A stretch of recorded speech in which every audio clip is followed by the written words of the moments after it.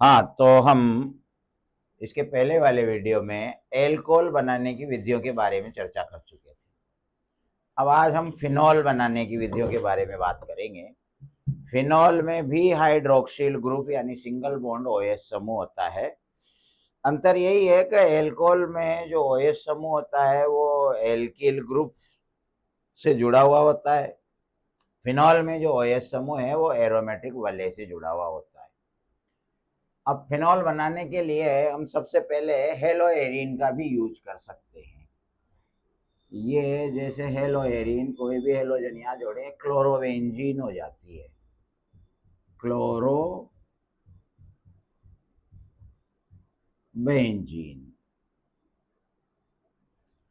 अब अगर यहाँ से Cl हट जाती है और इसकी जगह पर OH ग्रुप आ जाता है तो ये फिनॉल बन जाता है। और अपन ने एल्किल हैलाइडों में भी देखा, अगर अपन जलीय क्षार के साथ रिएक्शन करवाते हैं तो Cl की जगह पर OH प्रतिस्थापित हो जाता है, यानी कि एल्किल हैलाइडों को हमने उसमें एल्कोहल में बदल लिया था। लेकिन ये अभिक्रिया कहलाती है नाभिक स्नेही प्रतिस्थापन अभिक्रिया, क्योंकि यहाँ पर जो Cl हटेगा वो Cl माइनस यानी नाभिक स्नेही के रूप में हटेगा और इसकी जगह पर जो OH माइनस आएगा वो भी नाभिक स्नेही है। तो एक नाभिक स्नेही हट रहा है और उसकी जगह पर दूसरा नाभिक स्नेही आ रहा है, यानी नाभिक स्नेही अदला बदली कर रहे हैं और अदला बदली का मतलब है प्रतिस्थापन। तो नाभिक स्नेही का प्रतिस्थापन हो रहा है, इसलिए ये नाभिक स्नेही प्रतिस्थापन अभिक्रिया है। पर एरोमेटिक यौगिकों में और खासकर हेलोवेरिनों में नाभिक स्नेही प्रतिस्थापन अभिक्रियाएं नहीं होती आमतौर पर, और अगर कुछ होती भी है तो उग्र अभिक्रिया परिस्थितियों में, यानी उच्च ताप उच्च दाब इस प्रकार से होगी, आसानी से नहीं होगी। उसका कारण ये है कि यहाँ पर जो कार्बन और हेलोजन के मध्य जो बंध है, ये बंध अपन को नजर सिंगल बॉन्ड आ रहा है, लेकिन अपन ने पहले पढ़ा कि एरोमेटिक यौगिकों में अनुनाद होता है और अनुनाद की वजह से इस बंध में आंशिक रूप से डबल बॉन्ड के लक्षण आ जाते हैं और डबल बॉन्ड को तोड़ना सिंगल बॉन्ड की अपेक्षा काफी कठिन होता है। इसीलिए यहाँ से नाभिक स्नेही को हटाना बहुत मुश्किल काम है। फिर भी कुछ नाभिक स्नेही प्रतिस्थापन अभिक्रियाएं विशिष्ट परिस्थितियों में हेलोएरिन दे देते हैं। जैसे हम इसकी जलीय NaOH के साथ रिएक्शन करवाते हैं तो आमतौर पर NaOH हो या KOH हो, ये NaOH तो सामान्य परिस्थितियों में अभिक्रिया नहीं होगी। इसके लिए हमें एक तो उच्च ताप जो लगभग 623 केल्विन है और उच्च दाब जो 300 वायुमंडल यानी 300 एटमॉस्फेयर है, तब कहीं जाकर इतने उच्च ताप और दाब पर ये सी सिंगल बॉन्ड Cl बंध टूटेगा, Cl माइनस हटेगा और इसकी जगह पर OH माइनस आ जाएगा, यानी कि जो आपका क्लोरोवेंजीन है वो आपका फिनॉल में परिवर्तित हो जाएगा और वहां से जो Cl हटेगा वो Na के साथ NaCl के रूप में निकल जाएगा। वैसे तो पहले ये Cl माइनस हटता है और इसकी जगह पर एल्कोक्साइड आयन आता है, ये ONA सोडियम फिनॉक्साइड हो गया। फिर इसका अपन जल के साथ अभिक्रिया कराते हैं अम्ल की उपस्थिति में, जिसको अपन अम्लन कहते हैं, तो ये फिनॉल में परिवर्तित हो जाएगा इस प्रकार से। तो इस प्रकार हम हेलोएरिनों को फिनॉल में बदल सकते हैं। पहले अपन लगभग 623 केल्विन ताप और 300 वायुमंडल दाब पर जलीय NaOH या KOH के साथ इसकी रिएक्शन करवाएंगे तो OH समूह सोडियम एल्कोक्साइड यानी सोडियम ऑक्साइड ONA द्वारा प्रतिस्थापित हो जाएगा, जिसका हम अम्लन यानी अम्ल की उपस्थिति में जल अपघटन कराएंगे तो फिर अपन ये फिनॉल प्राप्त हो जाएगा।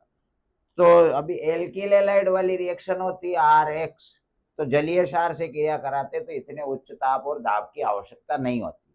तो मतलब साफ है कि एल्किल हैलाइड और हेलोएरिन वाले चैप्टर में अपन ने पढ़ा भी था कि एल्किल हैलाइड नाभिक स्नेही प्रतिस्थापन अभिक्रियाएं आसानी से दे देते हैं क्योंकि उनकी अभिलाक्षणिक अभिक्रियाएं भी वही होती है, लेकिन हेलोएरिन जो है वो नाभिक स्नेही प्रतिस्थापन अभिक्रियाओं के प्रति काफी कम क्रियाशील होते हैं, क्योंकि एक तो अनुनाद के कारण Cl बॉन्ड में आंशिक रूप से द्विबंध के लक्षण होते हैं। दूसरा, डबल बॉन्ड की जो बंध लंबाई है वो कम हो जाती है। दूसरा, हेलोजन से जुड़ा हुआ कार्बन परमाणु sp2 संकृत अवस्था में होता है, जिसकी वजह से इस कार्बन की विद्युत ऋणता sp3 संकृत कार्बन परमाणु की अपेक्षा उच्च हो जाती है। इसीलिए सी सिंगल बॉन्ड एक्स बंध ज्यादा मजबूत हो जाता है। अनुनाद के कारण इस पर ऑर्थो और पैरा स्थितियों पर उच्च आवेश घनत्व होता है। वो भी आने वाले नाभिक स्नेही को समान आवेश के कारण प्रतिकर्षित करता है। और अगर Cl हटेगा तो इस फेनिल के ऊपर प्लस यानी फेनिल कार्बोकेटाइन बनेगा, जो अनुनाद प्रदर्शित नहीं कर पाएगा। तो फेनिल कार्बोकेटाइन अस्थायी रहेगा। अस्थायी रहने की वजह से SN1 अभिक्रियाओं की संभावना यहाँ होगी नहीं, होगी तो केवल SN2 होगी। इन सभी कारणों से जो आपने पिछले चैप्टर में पढ़ा है, हेलोएरिन नाभिक स्नेही प्रतिस्थापन अभिक्रियाओं के प्रति काफी कम क्रियाशील होते हैं। कुछ अभिक्रियाएं ये देते हैं तो उग्र परिस्थितियों में यानी विशिष्ट अभिक्रिया परिस्थितियों में ही देते हैं। उनमें से एक नाभिक स्नेही प्रतिस्थापन अभिक्रिया ये है, जो कि ये उच्च ताप और दाब पर दर्शा रहे हैं। लेकिन चूंकि अपन फिनॉल बना रहे हैं और फिनॉल बनाने की विधि तो हो गई अपने पास, इसलिए अपन इसको फिनॉल बनाने की विधि के साथ भी पढ़ रहे हैं। इसके अलावा फिनॉल बनाने के लिए दूसरी विधि अपन यूज में कर सकते हैं, बेंजीन सल्फोनिक अम्ल। बेंजीन सल्फोनिक अम्ल से भी हम फिनॉल बना सकते हैं। यानी कि जब ये एरोमेटिक रिंग पर SO3H ग्रुप जुड़ा हुआ होता है, सल्फोनिक अम्ल समूह, तो इसको बेंजीन सल्फोनिक अम्ल कहते हैं। तो बेंजीन पर पहले आप इसका सल्फोनीकरण कराओ, यानी कि सधूम सल्फ्यूरिक अम्ल या सांद्र H2SO4 के साथ इसकी रिएक्शन कराओ। तो यहाँ रिंग के ऊपर इलेक्ट्रॉन स्नेही के रूप में SO3H जुड़ेगा और वहां से जो H प्लस निकलेगा वो इसमें से बचे हुए OH माइनस के साथ जल के अणु के रूप में निष्कासित हो जाएगा। इस प्रकार हम पहले बेंजीन को बेंजीन सल्फोनिक अम्ल में परिवर्तित कर सकते हैं।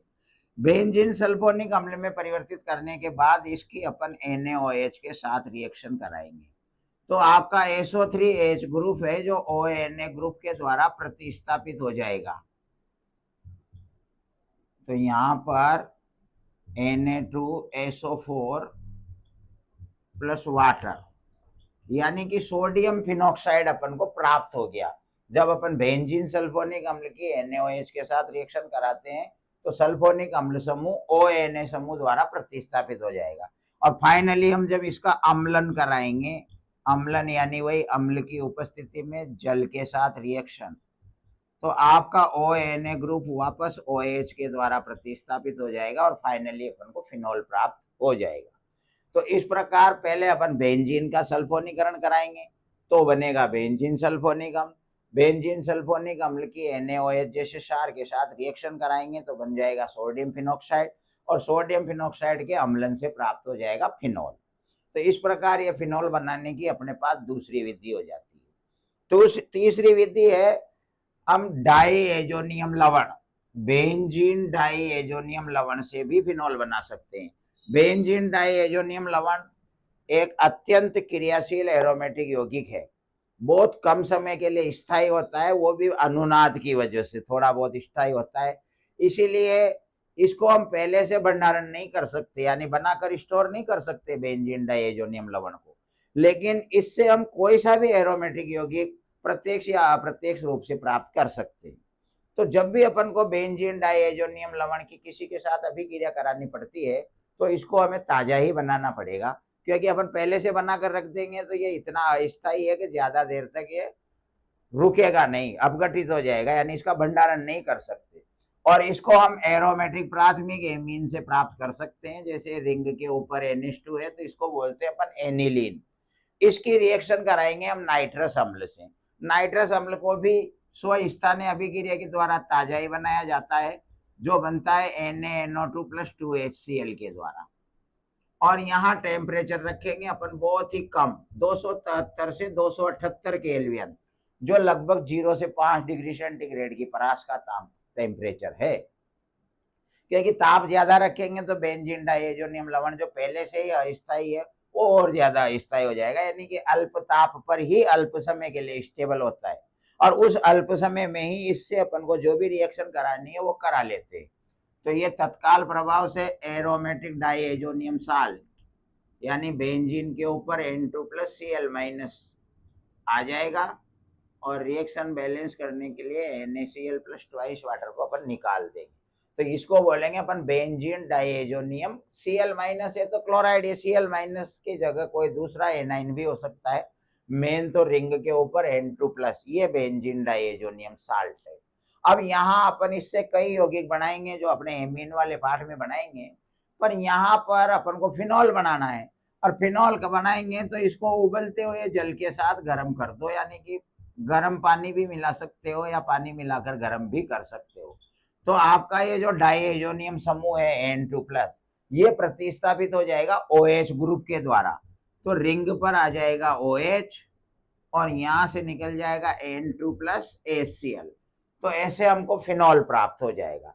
तो ये फन्ना फिनॉल बनाने की अपने पास तीसरी विधि हो गई का एनिलीन की अल्पताप 273 से 278 केल्विन पर हम NaNO2 और HCl यानी कि नाइट्रस अम्ल, इन दोनों की रिएक्शन से नाइट्रस अम्ल बनता है। नाइट्रस अम्ल के साथ रिएक्शन करा रहे हैं तो पहले हमको प्राप्त होगा बेंजीन डाइएजोनियम लवण, जिसका उबलते हुए जल के साथ या जल के साथ गर्म करने पर डाइएजोनियम समूह हाइड्रोक्सिल समूह द्वारा प्रतिस्थापित हो जाता है और हमको फिनॉल प्राप्त होता है। और चौथी फिनॉल प्राप्त करने की है विधि क्यूमीन से। क्यूमीन जिसको अपन आइसोप्रोपिल बेंजीन भी कहते हैं, और ये फिनॉल प्राप्त करने की एक औद्योगिक विधि भी है। ये आपका एरोमेटिक वाले हैं बेंजीन वाले, और इस पर हम आइसोप्रोपिल जोड़ देते हैं। ये तो ये हो गया आइसोप्रोपिल बेंजीन, इसी को हम क्यूमीन कहते हैं। तो पहले इसका वायु के द्वारा ऑक्सीकरण कराएंगे। वायु के द्वारा ऑक्सीकरण कराएंगे तो ये जो C और H है इनके बीच में डबल ऑक्सीजन यानी पराक्साइड आ गया, और पराक्साइड के पीछे हाइड्रोजन और है तो हाइड्रोपराक्साइड हो गया। तो इसको बोलते हैं क्यूमीन हाइड्रोपराक्साइड। और इस क्यूमीन हाइड्रोपराक्साइड का जब हम अम्लन करते हैं, यानी कि अम्ल की उपस्थिति में जब इसको हम गर्म करते हैं, तो एक तो ये CH3COCH3 यानी कि कीटोनों का पहला सदस्य प्रोपेनॉन, जिसे हम एसीटोन कहते हैं, वो प्राप्त हो जाएगा। और OH समूह रिंग पर आ जाएगा यानी फिनॉल प्राप्त हो जाएगा। तो एक तो हमें प्राप्त हो गया फिनॉल और दूसरा प्राप्त हो गया एसीटोन। और इस अभिक्रिया में एसीटोन की भी ठीक ठाक मात्रा प्राप्त होती है। इसीलिए ये सिर्फ फिनॉल बनाने की विधि नहीं है, बल्कि फिनॉल के साथ एसीटोन बनाने की विधि भी है। तो इस प्रकार से फिनॉल बनाने की चौथी विधि हो गई। अब इसके बाद में अपन बात करेंगे भौतिक गुणों की, एल्कोहल और फिनॉल दोनों के भौतिक गुणों की। तो एल्कोहल और फिनॉल दोनों में ही हाइड्रोक्सिल समूह होता है, OH समूह। लेकिन एल्कोहलों में OH एल्किल ग्रुप से जुड़ा रहता है और फिनॉलों में OH एरोमेटिक वलय से जुड़ा रहता है। तो इनके जितने भी गुण है वो हाइड्रोक्सिल ग्रुप के कारण है, और एल्किल और एरिल समूह इसके गुणों को कंट्रोल करते हैं, नियंत्रित करते हैं, और इसी वजह से इनमें थोड़ी भिन्नता भी आती है।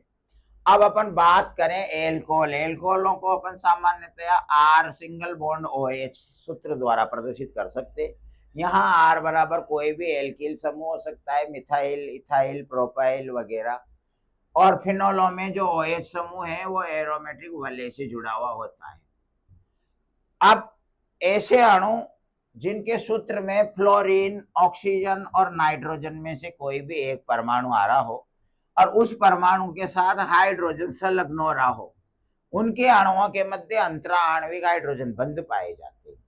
और जिन अणुओं में फ्लोरीन, ऑक्सीजन या नाइट्रोजन में से कोई नहीं है, या अगर ये है पर इनसे हाइड्रोजन जुड़ा हुआ नहीं है, तो उनके अणुओं में सिर्फ वांडरवाल बल होंगे, हाइड्रोजन बंध नहीं होंगे। और अणुओं के मध्य वांडरवाल बल होते हैं या हाइड्रोजन बंध होते हैं, इसके अलावा तीसरा बंध नहीं होता। हाइड्रोजन बंध वांडरवाल बंध बलों से मजबूत होता है। वांडरवाल में भी सबसे कम लंदन बल कहलाते हैं, जिनको हम तात्कालिक द्विध्रुव, प्रेरित द्विध्रुव आकर्षण भी कहते हैं, जिनका अध्ययन आप रासायनिक बंध वाले पाठ में 11वीं क्लास में कर चुके हैं। इसके अलावा एक इनमें द्विध्रुव आकर्षण भी एक वांडरवाल बल का ही प्ररूप है, और एक द्विध्रुव प्रेरित द्विध्रुव आकर्षण। इस प्रकार से 3 प्रकार के वांडरवाल फोर्सेज होते हैं। इनमें सबसे मजबूत होता है द्विध्रुव आकर्षण, और सबसे कमजोर होता है तात्कालिक द्विध्रुव प्रेरित द्विध्रुव यानी लंदन बल। तात्कालिक द्विध्रुव प्रेरित द्विध्रुव यानी लंदन बल केवल अध्रुवीय अणुओं के मध्य ही पाया जाता है, जबकि ध्रुवीय अणुओं के मध्य द्विध्रुव द्विध्रुव वांडरवाल बल यानी फोर्स पाया जाता है। और द्विध्रुव द्विध्रुव वांडरवाल फोर्स मजबूत होता है लंदन फोर्स से, और इन दोनों से मजबूत होता है हाइड्रोजन बॉन्ड। तो कुल मिलाकर एल्कोहल के सूत्र में भी ऑक्सीजन से हाइड्रोजन अटैच हो रहा है और फिनॉल में भी ऑक्सीजन से हाइड्रोजन जुड़ा हुआ है। इसका मतलब एल्कोहल और फिनॉल के अणु आपस में हाइड्रोजन बंधों के द्वारा जुड़े हुए होते हैं। इसका मतलब एल्कोहल और फिनॉलों के जो गलनांक और क्वथनांक है वो उन सभी कार्बनिक यौगिकों से उच्च हो जाते हैं जिनमें के हाइड्रोजन बंध नहीं होते, केवल वांडरवाल बंध होते हैं। तो अपने ऑर्गेनिक केमिस्ट्री के अनुसार हेलो एल्केन, उनमें वांडरवाल बंध होते हैं, द्विध्रुव द्विध्रुव आकर्षण। ईथर, ईथर में भी द्विध्रुव द्विध्रुव आकर्षण होते हैं। हाइड्रोकार्बन जो आपने 11th में पढ़े हैं, एल्केन एल्कीन एल्काइन, इनमें और कमजोर लंदन फोर्स होते हैं। एल्डिहाइड और कीटोन, एल्डिहाइड कीटोनों में ऑक्सीजन तो है पर ऑक्सीजन से हाइड्रोजन जुड़ा हुआ नहीं है, इसलिए एल्डिहाइड और कीटोनों में भी अंतरा आणविक हाइड्रोजन बंध नहीं होते, केवल द्विध्रुव द्विध्रुव आकर्षण होता है। तो इन सभी यौगिकों से समान अणुभार की दृष्टि से एल्कोहल और फिनॉल के गलनांक और क्वथनांक उच्च हो जाएंगे, क्योंकि हाइड्रोकार्बन, एल्किल हैलाइड, उसके अलावा ईथर और कार्बोनिल यौगिकों में एल्डिहाइड और कीटोन, इनके अणुओं में वांडरवाल बल होते हैं जो हाइड्रोजन से कमजोर होते हैं।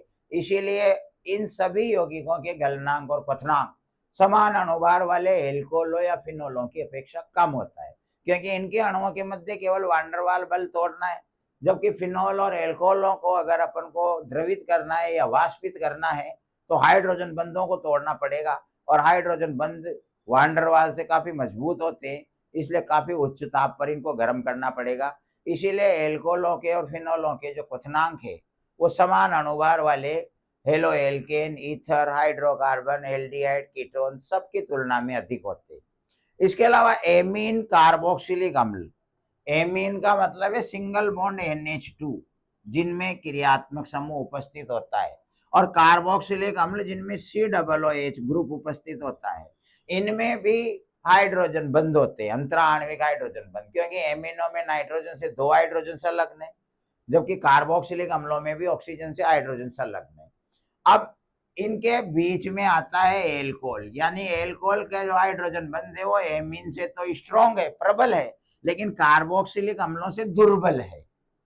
तो क्यों? क्योंकि एमिनो में नाइट्रो की वजह से हाइड्रोजन बंध बनता है, जबकि एल्कोहल में ऑक्सीजन की वजह से हाइड्रोजन बंध बनता है, और ऑक्सीजन की विद्युत ऋणता नाइट्रोजन से अधिक होती है, इसीलिए एल्कोहलों के अंतरा आणविक हाइड्रोजन बंध एमिनो की तुलना में अधिक होते हैं।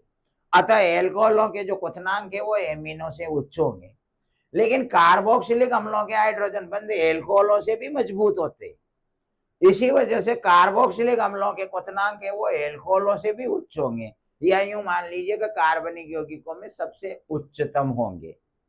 तो सबसे कम गलनांक और क्वथनांक हाइड्रोकार्बनों के होंगे, क्योंकि उनमें सबसे कमजोर वांडरवाल बल पाए जाते हैं। हाइड्रोकार्बनों में भी एल्कीन से थोड़ा एल्केन से थोड़ा एल्कीन ध्रुवीय होता है, इसीलिए एल्केन से थोड़ा अंतरा आणविक हाइड्रोजन बल जो होते हैं वो एल्कीन के मजबूत होते हैं, और एल्कीन से थोड़ा मजबूत एल्काइन का। हालांकि तीनों को ही हम अध्रुवीय कार्बनिक यौगिकों की श्रेणी में डालते हैं, लेकिन फिर भी तुलनात्मक रूप से एल्केन से मजबूत अंतरा आणविक बंध बल जो होते हैं वो एल्कीन के होते हैं, और एल्कीन से मजबूत होते हैं एल्काइनों के।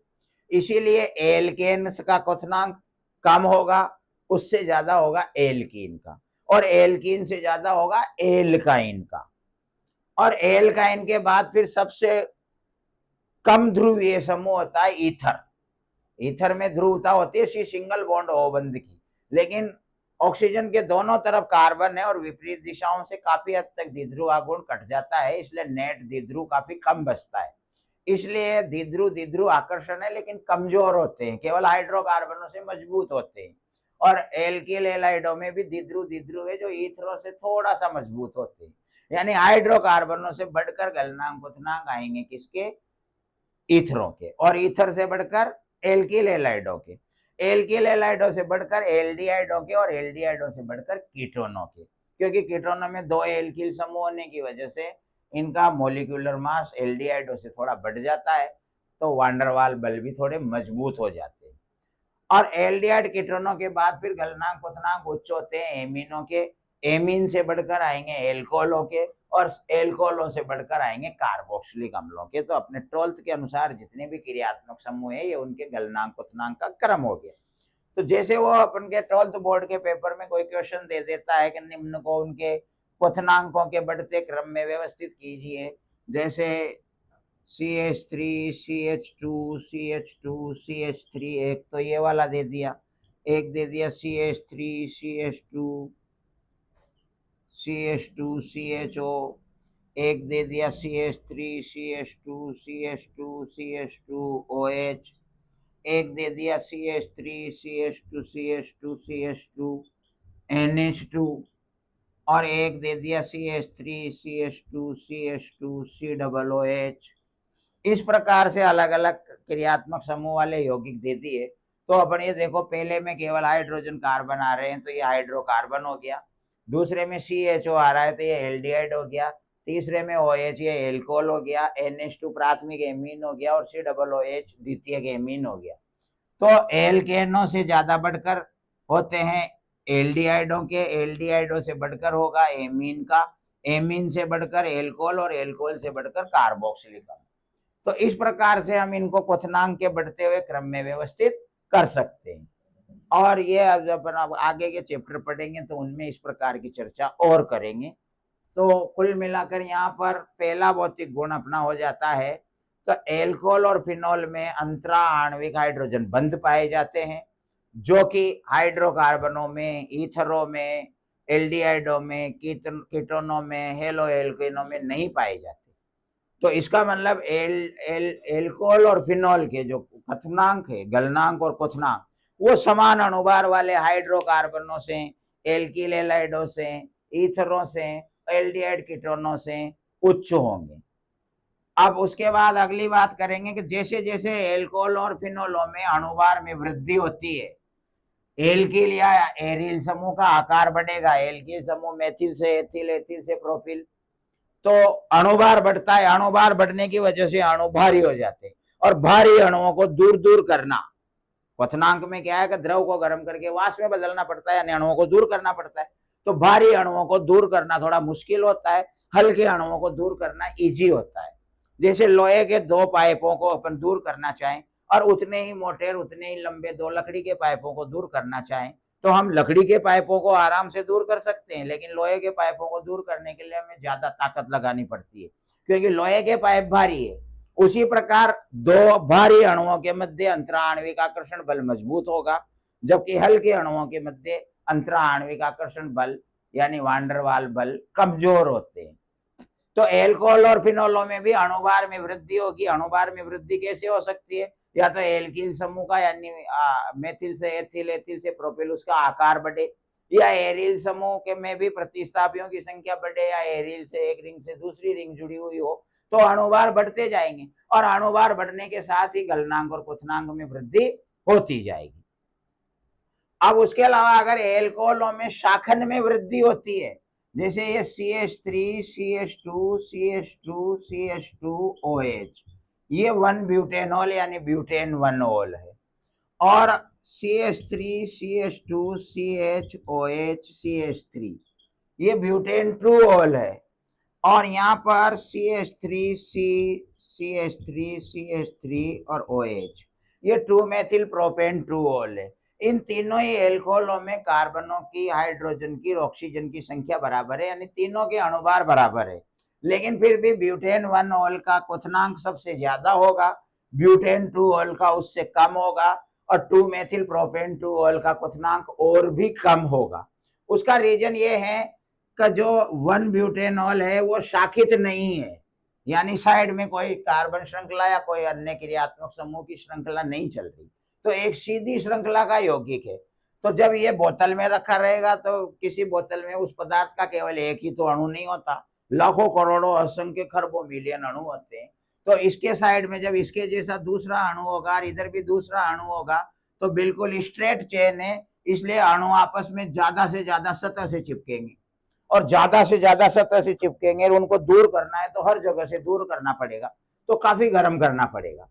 ये ब्यूटेन 2 थोड़ा शाखित हो गया, इसमें शाखा लगी हुई है, तो जब इसके दूसरी साइड में इसका जैसा अणु जुड़ेगा तो इस शाखन की वजह से उन दो अणुओं के बीच का जुड़ा हुआ सतही क्षेत्रफल कम हो जाएगा, यानी वो कम स्थान से चिपका हुआ है, तो उनको दूर करना, कम स्थान से चिपका हुआ है तो केवल वहीं से दूर करना है, तो थोड़ा आसान है। 2 मेथिल प्रोपेन 2 और भी ज्यादा शाखित है, तो इससे इधर और उधर अणु जुड़ेंगे तो उनके बीच में काफी गैप हो जाएगा इस शाखा की वजह से, यानी अणु और भी कम सरफेस एरिया से यानी सतही क्षेत्रफल से कम जुड़े हुए होंगे। तो जैसे जैसे शाखन में वृद्धि होती है सतही क्षेत्रफल घटता है, पृष्ठीय क्षेत्रफल जो आपस में अणु को अणु से जोड़ता है। अब सतही क्षेत्रफल घट जाएगा, यानी आपस में चिपका हुआ क्षेत्रफल घट जाएगा, तो फिर अणु को दूर दूर करना भी आसान हो जाएगा, तो उसका क्वथनांक है वो घट जाएगा। इस प्रकार से जैसे एल्किल हैलाइडों में भी पढ़ा है कि एल्किल हैलाइडों में भी शाखन में वृद्धि होती है तो सतही क्षेत्रफल यानी पृष्ठीय क्षेत्रफल कम होता है, यानी अणुओं का आपस में चिपका हुआ भाग कम हो जाता है, तो उनको अणुओं को दूर दूर करके वाष्पित करना थोड़ा आसान हो जाता है, इसीलिए क्वथनांक घट जाते हैं। उसी प्रकार से यहाँ भी जिस प्रकार से हम देखते हैं कि एल्कोहलों में भी शाखन में वृद्धि हो रही है, तो उसी प्रकार से इनका आपस में चिपका हुआ एरिया भी शाखा बढ़ने के साथ घटेगा, पृष्ठीय क्षेत्रफल, तो फिर इनको भी अणुओं को दूर दूर करना आसान हो जाएगा, तो फिर यहाँ इनके भी क्वथनांक घटेंगे। तो इस प्रकार से एल्कोहलों में या फिनोलों में भी मान लो कि शाखन में वृद्धि होने के साथ एल्कोहल हो, फिनोल हो या कोई दूसरे कार्बनिक यौगिक हो, शाखाएं बढ़ती है तो अणुओं का चिपका हुआ एरिया कम हो जाता है और उनको दूर करना इजी हो जाता है, जिसकी वजह से क्वथनांकों के मान या गलनांक है ठोस अवस्था में तो उसके मान कम हो जाते हैं, यानी गलनांक और क्वथनांक घट जाते हैं। अब बात करते हैं जल में विलेयता की। तो ऐसे कार्बनिक यौगिक जो जल के अणुओं के साथ हाइड्रोजन बंध बना लेते हैं वो आसानी से जल में घुल जाते हैं, लेकिन जो जल के अणुओं के साथ हाइड्रोजन बंध नहीं बना पाते वो जल में या तो बहुत कम घुलते हैं या अविलेय रहते हैं। अब एल्कोहलों में ROH और फिर HOR और फिर HOR, तो एक एल्कोहल के एक अणु की ऑक्सीजन एल्कोहल के दूसरे अणु के हाइड्रोजन के मध्य आकर्षण उत्पन्न करती है, क्योंकि ऑक्सीजन पर ध्रुवीयता की वजह से आंशिक ऋणावेश और हाइड्रोजन के ऊपर आंशिक धनावेश उत्पन्न हो जाता है, इसलिए इन दो अणुओं के मध्य आकर्षण उत्पन्न हो जाएगा, जिनमें से एक हाइड्रोजन है और एक उच्च विद्युत ऋणी तत्व फ्लोरीन, ऑक्सीजन या नाइट्रोजन हो सकता है। तो इस वजह से इस बंध को हम हाइड्रोजन बंध कहते हैं। इसी प्रकार यहाँ पर भी हाइड्रोजन बंध है। जल में भी हाइड्रोजन बंध होता है, क्योंकि इसी प्रकार से एक जल के एक अणु की हाइड्रोजन और दूसरे अणु की ऑक्सीजन के मध्य आकर्षण उत्पन्न हो जाता है आंशिक धनावेश और ऋणावेश के कारण। जब अपन एल्कोहल को जल में विलय करेंगे तो एक अणु ROH और दूसरा अणु HOH, फिर ROH और फिर HOH, ऐसे चलते रहेंगे। तो एल्कोहल का अणु और जल के अणुओं के मध्य हाइड्रोजन बंध बन गया, तो इसी कारण से एल्कोहल जल में घुल जाते हैं, खासकर कम अणुभार वाले, कम कार्बन परमाणु वाले, जिनमें 1 2 3 4 तक कार्बन परमाणु होते हैं, वो किसी भी अनुपात में जल में बहुत आराम से घुलते हैं, क्योंकि जल के साथ बड़ी आसानी से हाइड्रोजन बंध बना लेते हैं। फिनोल की बात करें, ये फिनोल में OH होता है और ये जल में भी HOH होता है, तो फिनोल और जल के अणुओं के मध्य भी इसी प्रकार से अंतराण्विक हाइड्रोजन बंध बन जाते हैं, इसलिए फिनोल भी जल में घुल जाता है। लेकिन फिनोल में फेनिल समूह का आकार बड़ा है, और फेनिल समूह यानी हाइड्रोकार्बन भाग जो कि हाइड्रोजन बंध बनने का विरोध करता है, तो फिनोल उतना बढ़िया जल के अणुओं के साथ हाइड्रोजन बंध नहीं बना पाएगा जितना बढ़िया एल्कोहल बनाते हैं। तो एल्कोहलों की तुलना में फिनोलों की जल में विलेयता थोड़ी कम होती है। तो कुल मिलाकर ये एल्कोहलों में जो R है एल्किल समूह, और फिनोलों में जो ये रिंग है एरोमेटिक वाले यानी हाइड्रोकार्बन भाग हमेशा जल विरोधी होता है, तो ये हाइड्रोजन बंध बनने का विरोध करता है। तो जैसे जैसे एल्कोहल और फिनोलों में एल्किल और एरिल समूह का आकार बढ़ेगा, जल के अणुओं के साथ हाइड्रोजन बंध बनाने की प्रवृत्ति कम होती जाएगी, जिसके कारण जल में विलेयता भी घटेगी। इसी कारण से उच्चतर एल्कोहल और उच्चतर फिनोल जल में लगभग अविलेयी होते हैं। अब जितना कम कार्बन वाला एल्कोहल होगा वो उतना ही पानी में ज्यादा विलेयशील होगा। जैसे सबसे छोटा एल्कोहल छोटे एल्किल समूह वाला मेथेनॉल होता है, CH3OH। इससे बड़ा एथेनॉल होता है। तो मेथेनॉल में मेथिल समूह छोटा है एथेनॉल के एथिल समूह से। इसका मतलब मेथेनॉल जब जल के साथ बंध बनाएगा तो जल के अणुओं के साथ एल्किल समूह का विरोध कम है, और जब एथेनॉल का अणु जल के अणुओं के साथ बंध बनाएगा तो एथेनॉल का एथिल समूह मेथेनॉल के मेथिल समूह से बड़ा है, तो वो जल के अणुओं के साथ बंध बनाने में ज्यादा विरोध करेगा। इसीलिए एथेनॉल की विलेयता मेथेनॉल से कम हो जाती है। हालांकि दोनों ही घुल जाते हैं, क्योंकि मेथिल और एथिल कोई बहुत ज्यादा बड़े एल्किल समूह नहीं है। दोनों आसानी से जल के अणुओं के साथ हाइड्रोजन बंध बनाते हैं, तो दोनों किसी भी अनुपात में पानी में घुल जाते हैं। लेकिन तुलनात्मक रूप से अगर बात करें तो मेथेनॉल एथेनॉल से ज्यादा विलेयशील होगा, और एथेनॉल 1 प्रोपेनॉल से ज्यादा विलेयशील होगा, क्योंकि 1 प्रोपेनॉल में जो एन प्रोपिल समूह है उसका आकार और बढ़ गया, तो वह जल के अणुओं के साथ हाइड्रोजन बंध बनाने का विरोध और ज्यादा करेगा। इस प्रकार से जैसे जैसे एल्किल समूह के आकार में वृद्धि होती जाएगी, वैसे वैसे जल के अणुओं के साथ हाइड्रोजन बंध बनाने की प्रवृत्ति भी कम होती जाएगी और जल में विलेयता घटती जाएगी। यही कारण है कि एल्कोहल और फिनोलों में एल्किल और एरिल समूह का आकार जब बढ़ता है, यानी आकार बढ़ेगा तो हाइड्रोकार्बन भाग बढ़ेगा, हाइड्रोकार्बन भाग बढ़ेगा तो वह जल के अणुओं के साथ हाइड्रोजन बंध बनने नहीं देगा, विरोध करेगा। तो जल के अणुओं के साथ बंध जब हाइड्रोजन बंध आसानी से नहीं बनेंगे तो जल में विलेयता घट जाएगी। तो ये इस प्रकार से एल्कोहल और फिनोलों के भौतिक गुण हो गए।